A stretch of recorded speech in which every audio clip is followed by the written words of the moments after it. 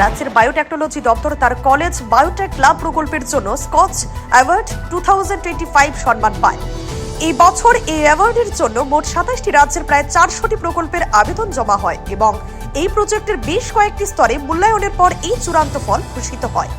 আগামী 29 মার্চ 2025 ইংরেজি তারিখে নয়াদিল্লির হ্যাবিটেট সেন্টারে এক অনুষ্ঠানের মাধ্যমে এই সম্মান তুলে দেওয়া হবে। বৃহস্পতিবার রাজ্যের বিজ্ঞান প্রযুক্তি ও পরিবেশ দপ্তরের মন্ত্রী অনিমেষ দেববর্মা এক সাংবাদিক সম্মেলন করে এই কথা জানান। রাজধানী আগরতলার গুর্খাবস্তি এলাকার দূষণ নিয়ন্ত্রণ পর্ষদের কনফারেন্স হলে এই সাংবাদিক সম্মেলনের আয়োজন করে। উনি বলেন, স্কচ একটি স্বাধীন এবং অত্যন্ত নামী সংস্থা যে প্রত্যেক বছর দেশের বিভিন্ন রাজ্যের সরকারি সংস্থাগুলির অভিনব প্রয়াসের মূল্যায়ন করে। এক্ষেত্রে উল্লেখ্য যে বায়োটেকনোলজি দপ্তর এর আগে 2022 সালেও তার অভিনব বায়ো ভিলেজ 2.0 প্রজেক্টের জন্য স্কচ সিলভার অ্যাওয়ার্ড পায়। এদিন সাংবাদিক সম্মেলনে মন্ত্রীর সঙ্গে ছিলেন দপ্তরের সচিব ডক্টর কে কুমার এবং joint director Anjan Sengupta. Tripura science and technology ডিপার্টমেন্টের পক্ষ থেকে আপনাদের স্বাগত জানাচ্ছি।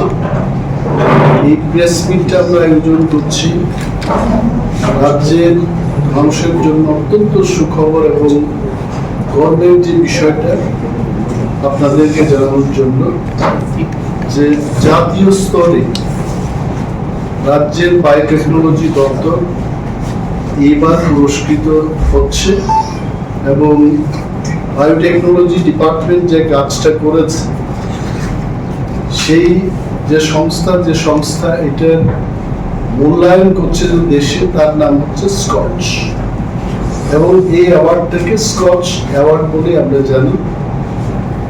এই সম্মানটা কিন্তু আমি যতটুকু আমাদের কাছে খবর আছে 27টি রাজ্যের থেকে 400টি প্রকল্পের জন্য সেখানে আবেদন করে এবং ডিফারেন্ট স্টেজে কম্পিটিশনের পর আমাদের রাজ্য ত্রিপুরা, যার বায়োটেকনোলজি দপ্তর আগামী 29শে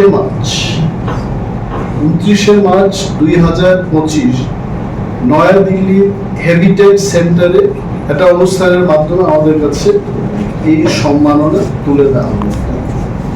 আমি আমাদের দপ্তরের যারা বিজ্ঞানীরা কাজ করছে বায়োটেকনোলজি দপ্তর এবং সায়েন্স অ্যান্ড টেকনোলজি দপ্তর, সচিব মহোদয় এখানে আছে ডক্টর কে শশী কুমার, এবং বায়োটেকনোলজি যিনি এখানে if we can tell that কর্ণধার বললেই চলে, আমাদের রাজ্যের বিশিষ্ট যিনি গবেষক এবং অফিসার অঞ্জন সেনগুপ্ত, যার উদ্যোগে এই বায়োটেকনোলজি দপ্তরে এত বড় কাজ আমরা করতে পেরেছি এবং বায়োটেকনোলজি প্রজেক্টের যা যা কাজ হয়েছে তাতে I can tell all of you all যে 17টি রাজ্যের কলেজকে বায়োটেক ক্লাবের মধ্যে আমরা এনে এই গবেষণার কাজগুলো করেছি এবং আগামী বছর আরো 4টি কলেজকে আমরা এই বায়োটেক ক্লাবে অন্তর্ভুক্ত করতে চেষ্টা করছি এবং যে পরিমাণ